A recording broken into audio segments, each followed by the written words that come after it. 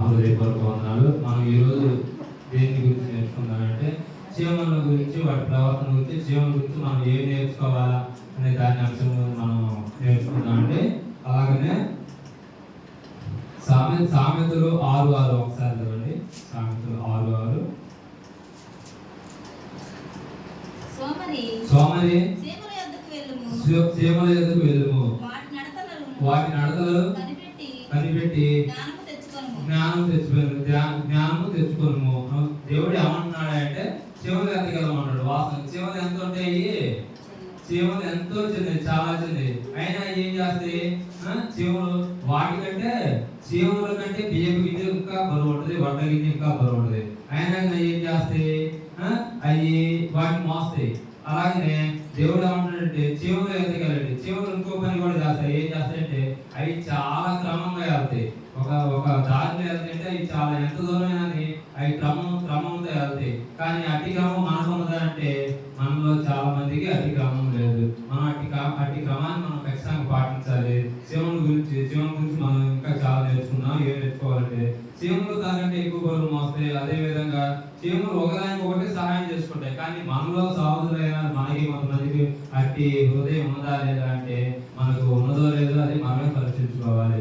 చీమలు ఒకదానికి ఒకటి పైన ఒకటి కింద ఉంటే ఆ వడ్ల గింజైనా కానీ ఆ బియ్యం గింజైనా ఒకదానికి ఒకటి సహాయం చేసుకుంటాయి. కానీ సహోదరులలో కొందరికైతే దేవుడిని నమ్ముకున్న మనకైనా కానీ కొందరు అట్టి సహాయం చేసే హృదయం మనకు ఖచ్చితంగా చీమలాగా మనకి ఉండాలని మీ అందరికీ నేను మనస్ఫూర్తి కోరుకున్నాను. అలాగనే చీమల ప్రణాళిక, వాటి ప్రణాళిక ఎలా ఉంటుందంటే నెక్స్ట్ 7 ఒకసారి వాటికి న్యాయాధిపతి లేకును, పై విచారణ లేకును, అధిపతి లేకును, అవి వేసవి కాలంలో ఆహారము సిద్ధపరచుకొనుచు కోతకాలంలో ధాన్యము కూర్చుకొను. కోతకాలంలో ఏం చేస్తాయంటే ధాన్యం కూర్చుకుంటాయి. కానీ మనం ఈ రోజు కొంతమంది ఏం చేస్తున్నారంటే ఈ రోజు గడిస్తే చాలు, ఈ రోజు గడిచిపోతే చాలు, రేపు తిప్పలు రేపు చూసుకున్నామే మనస్తత్వం మనం ఉంది.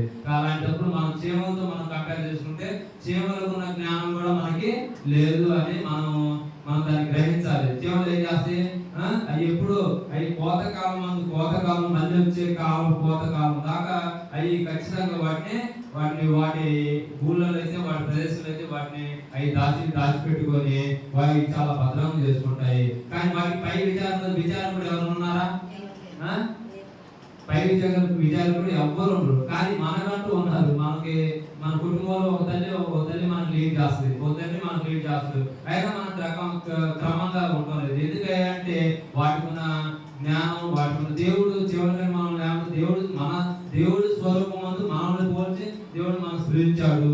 ఆయన దేవుడిని పోలి ఉన్నా కానీ మనకు అట్టి జ్ఞానం లేకపోవడం చాలా బాధాకరం. వాటికి ఉన్న తెలివితేటలు మనకి కొంత లేకపోవడం కూడా అది కూడా చాలా బాధాకరం అని నేర్చుకోవాలి. అలా 9 ఒకసారి చదువు.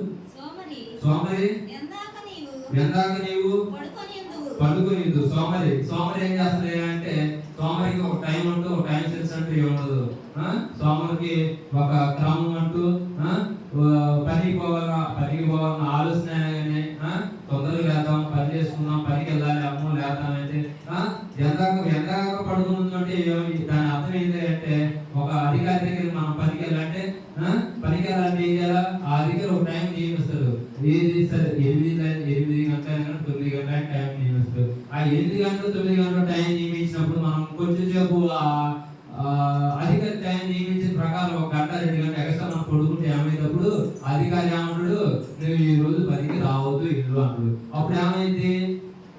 నువ్వు ఇంటికాడ ఉంటావు. అప్పుడు దాన్ని బట్టి నువ్వు ఎందాక పడుకొని ఉంటావు అని దాని దేవుడి గురించి అంటున్నాడు. మరి ఒకసారి ఎప్పుడు నిద్రలేసావు? నువ్వు ఎప్పుడు నిద్రలేస్తావు అంటే నీకు ఒక టైం సెన్స్ లేదా? నీకు ఒక ఆలోచన లేదా? నువ్వు ఎప్పుడు నిద్రలేస్తావు, ఎప్పుడు పడుకుంటావు, ఎప్పుడు లేస్తావు, నీకు ఒక క్రమం లేదా అని దేవుడు మనం ప్రశ్న అడుగుతున్నాడు. నీవు ఎప్పుడు లేచదు? సరే 10 కొంచెము ఇంకొంచెం నిద్రించదనని, కొంచెం కునికదనని, కొంచెం సేపు చేతులు ముడుచుకొని పరుడు చేద్దానని నీవు అనుకుంటున్నావు. మనం నిద్రలేసేది ఇష్టం దానికి లేదు. కొంచెం పడుకుందని లేస్తాను పోయి ఏం చేస్తా, ఆ రోజు పోయే పనికే కదా. అలాంటప్పుడు మనకి ఏమైంది? సోమర్థనం వచ్చినప్పుడు ఏమైంది, పోదాం తొందర ఏముందిలే ఇవాళ కాకపోతే రేపు అని అనుకున్నప్పుడు ఏమైంది అంటే, అలాగే మీరు ఒకసారి చదువుతుంటే సామెతలు 13:4 సోమరి ఆశపడును కానీ వారి ప్రాణంకి ఏమీ దొరకదు, శ్రద్ధ గల వారి ప్రాణం పుష్టిగా ఉంటుంది. సోమరికి ఏమైంది, ఇలా చేస్తే ఇలా కొంచెం పడుకుందాం అనుకున్నప్పుడు ఏమైంది, తను పనికి వెళ్ళవలసిన టైం మించిపోయినప్పుడు ఏమైంది అంటూ సోమరి ఆశపడును కానీ సోమరి ఏం చేస్తాడు, సోమరి ఏదో నాకు అవి కావాలి ఇవి కావాలా, ఆస్తులు కావాలి, అంతస్తులు కావాలి, బంగారాలు కావాలి, డబ్బు కావాలి, అవి కావాలి, ఎక్కువ వస్తువులు అన్ని వస్తువులు కావాలి తను ఆశపడుతుంది. కానీ తను లాస్ట్ ఏమైంది, తనకి ఏమీ దొరకదు. అలాగనే దొరకదు. శ్రద్ధ గలవారి ప్రాణం పుష్టిగా ఉంటుంది. శ్రద్ధ గలవాలి అంటే శ్రద్ధ గలవాలి ఎవరు ఉంటుంది, పని చేసుకుందాం వెళ్దాం, ఖాళీ ఉంటే ఏం చేద్దాం, బరువు బాధ్యతలు అనే వ్యక్తులు కొంతమంది చాలా మంది ఉంటాయి. అలాంటప్పుడు ఆమె చాలా పుష్టిగా ఉంటాడు. పుష్టిగా అంటే అర్థం ఏంటి, ఆరోగ్యపరంగా పుష్టిగా ఉంటాడు, ఇంట్లో ఫైనాన్స్ పరంగా పుష్టిగా ఉంటాడు. ఆరోగ్యపరంగా పుష్టిగా ఉంటే ఫైనాన్స్ పరంగా పుష్టిగా, ఈ రెండు పుష్టిగా ఉంటే ఈ రెండింటికి మించి దేవుడిని నమ్ముకొని దేవుడు ఆజ్ఞలు పాటిస్తే ఈ మూడు మానవుడికి ఉంటే ఇంకేం కావాలా? ఫస్ట్ దేవుడు, తర్వాత ఆరోగ్యపరంగా, తర్వాత ఫైనాన్స్ పరంగా, ఈ మూడిటికి మించిన ఆస్తి ఇంకా ఉంటుందా? ఈ మూడు మానవులు మనకు ఉందంటే మనకి ఏం తక్కువ? అలాగనే మరి ఒకసారి చదువుకుందాం. 11 ఒకసారి చదువు. అందుచేత దోపిడివాడు వచ్చినట్లు దారిద్ర్యం నీ యొద్దకు వచ్చును. అప్పుడు ఏం చేస్తే మన క్రమం లేనప్పుడు, ఒక పనికైనా దేనికైనా ఒక క్రమం పాడు లేనప్పుడు దారిద్ర్యం మన దగ్గరకు వస్తుంది. దారిద్ర్యం మన దగ్గరకు వస్తే ఏమైతే అందరిలో హేళన అవుతాం, నవ్వులు పాలవుతాం. ఒకవేళ మన దేవుని నమ్ముకున్న పిల్లలు అయ్యి ఉన్నట్లయితే మనతో పాటు ఎవరికి వస్తాయా అంటే, మన దారిద్ర్యం అనేది మనకే కాకుండా దేవుడి నామానికి కూడా మనం అవమానం తెచ్చే వాటిగా ఉంటున్నాము. దేవుడి నామానికి అవమానం తెచ్చినప్పుడు దేవుడు బాధపడదా లేదా? దేవుడికి మనం కనపరచాలి. వాళ్ళందరూ వెళ్తున్నారంటే వాళ్ళు యేసు వారు నమ్ముకున్న వాళ్ళు డిసిప్లిన్ ఎంత బాగున్నారు అని అనుకున్నట్లయితే, మన దేవుడికి మహిమ వచ్చినట్లయితే, దేవుడు నా బిడ్డల ద్వారా ఇప్పుడు పలానా వ్యక్తి మన పిల్లలే బాగున్నారు అనుకో, పలానా పిల్లగాలి అయితే సరే, చిన్న పిల్లగాలి ఎవరి పిల్లగాలైనా కానీ పలానా పిల్లగాల నుండి ఎంత డిసిప్లిన్ ఎంత పద్ధతిగా ఉన్నారంటే తండ్రి ఎంత సంతోషపడతారు తెలిసిన.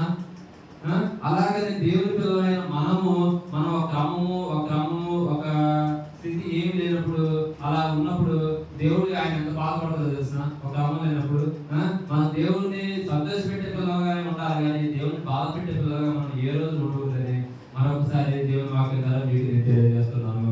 అలాగనే తెస్సలోనిక 2 తెస్సలోనిక 10:3 ఒకసారి చదవండి.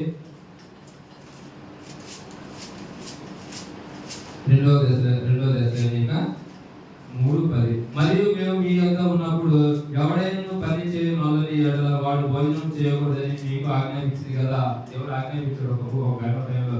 మరియు మేము మీ యొద్ద ఉన్నప్పుడు ఎవడైనా పని చేయని వాళ్ళగా వాడు భోజనం చేయకూడదని.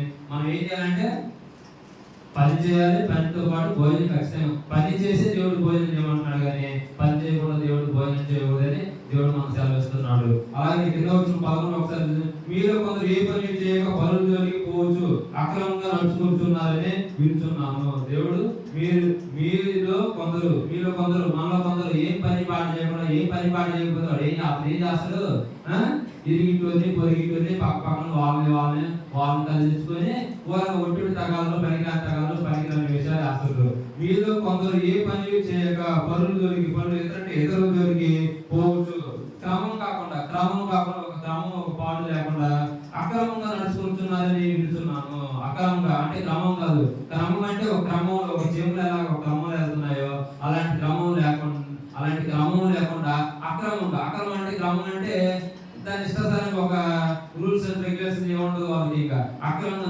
నడుచుకుంటున్నారు అని దేవుడు అంటున్నాడు. అలా అక్రమం కాకుండా మనం క్రమం కలిగి జీవనలాగా మనం ఉండేవాళ్ళగా మీ అందరికి నేను మనస్ఫూర్తి చెబుతున్నాను. మరొకసారి సామెతలు 30:24-25 ఒకసారి చదువుకున్నా అంటే, సామెతలు 30:24-25 భూమి మీద చిన్నవి 4 కలవి, అవి మిక్కిలి జ్ఞానం కలవి. భూమి మీద చిన్న జంతువులు చిన్న వస్తువులు చిన్న జీవులు ఏదైతే ఉన్నాయో అవి మిక్కిలి 4 చాలా జ్ఞానం కలవి అంటున్నాడు దేవుడు. ఆ 4 ఏ అంటే, ఫస్ట్ది చీమ, రెండోది చిన్న కుందేలు, మూడోది మిడత, 4వది బల్లి. ఈ 4 చాలా జ్ఞానం కలవని అవి దేవుడు మనకు చెప్తున్నాడు. అలాగనే బలములు 20 చూస్తుంటే చీమలు బలం లేని జీవులు అయినా అవి వేసవిలో తమ ఆహారం సిద్ధపరచుకోను. చీమకి ఎంత బలం ఉంటుంది? చీమ పెద్దగా బలం ఉండదు. చీమ బలము వేపు గింజతో వడ్ల గింజతో పోల్చుకుంటే వడ్ల గింజ వేపుతో దాంట్లో సగమే ఉండేది చీమ. అయినా కానీ అది చాలా బలం. అయినా అది వేసవిలో తమ ఆహారం సిద్ధపరచుకుంటున్నది. వేసవిలో తన ఆహారం సిద్ధపరచుకుంటుంది. కానీ మనం ఈ రోజు అటు చీమలాగా మనం జ్ఞానం కలిగి ఉండాలని మరొకసారి మీ అందరికీ నా హృదయపూర్వక వందనాలు చెప్తున్నాను.